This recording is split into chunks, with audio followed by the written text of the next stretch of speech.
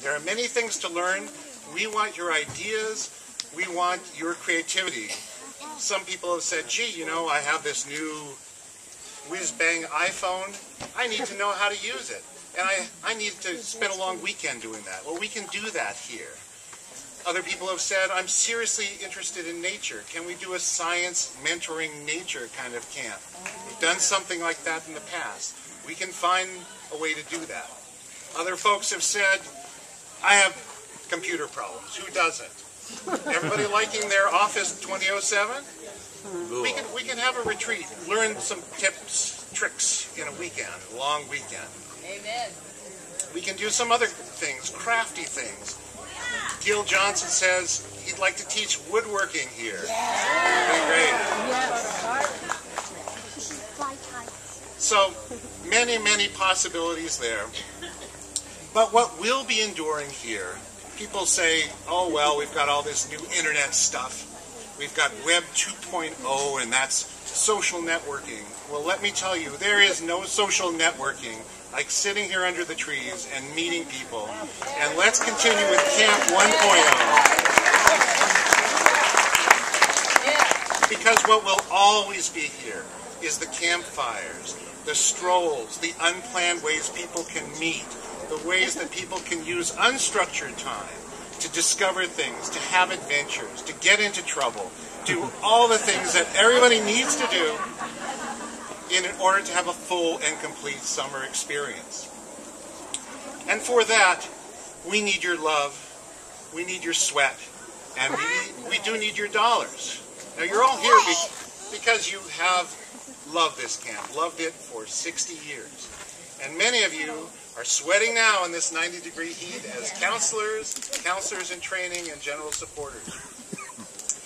And some of you will think of us when the time is right with your financial support. It all is a manifestation of the love that we all share for this special place, this Enchanted Hills. So at this time, I'd like to bring up Tony Fletcher to talk to us about how we honor the past.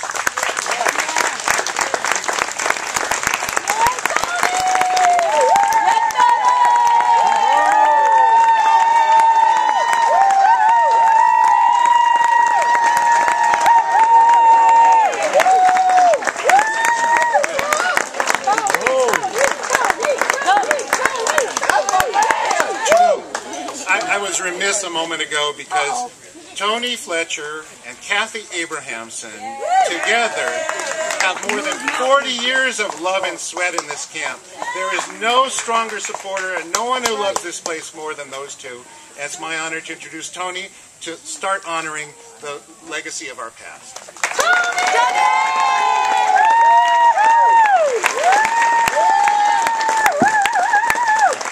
I get all emotional. Sorry about that. As I get older, I get to be a bigger baby all the time. My own mortality stares me in my face. This is a camp that I love dearly, and I love you guys being part of this camp. A couple of years ago, we started having a dream that we would recognize people who've made outstanding contributions to Enchanted Hills Camp, and we decided we would create a Hall of Fame. Let me read to you what this Hall of Fame means. Members of the Enchanted Hills Camp Hall of Fame are women and men of outstanding character who have made very substantial and sustained contributions to the camp over time. Camp's Hall of Fame recognizes people whose dedication and service, both during camp and afterwards, is extraordinary. Now, I want all the women to know that I placed women before men on this. Anybody notice that little subtlety? Yes! Get strong, women, get strong. Yeah! And you're getting it, you're getting it. So who, of course, should kick off the inductees to our Hall of Fame? None other than Rose Resnick. Yeah.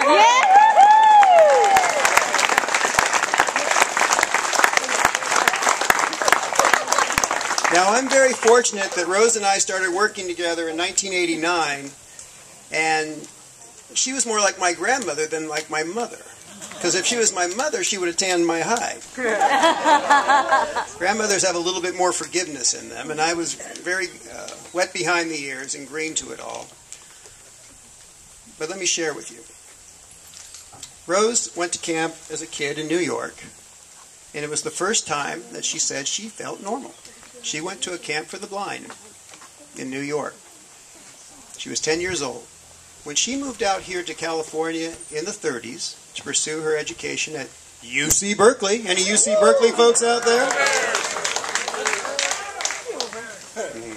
If San Francisco State ever gets a football program again, we're going to kick your butt.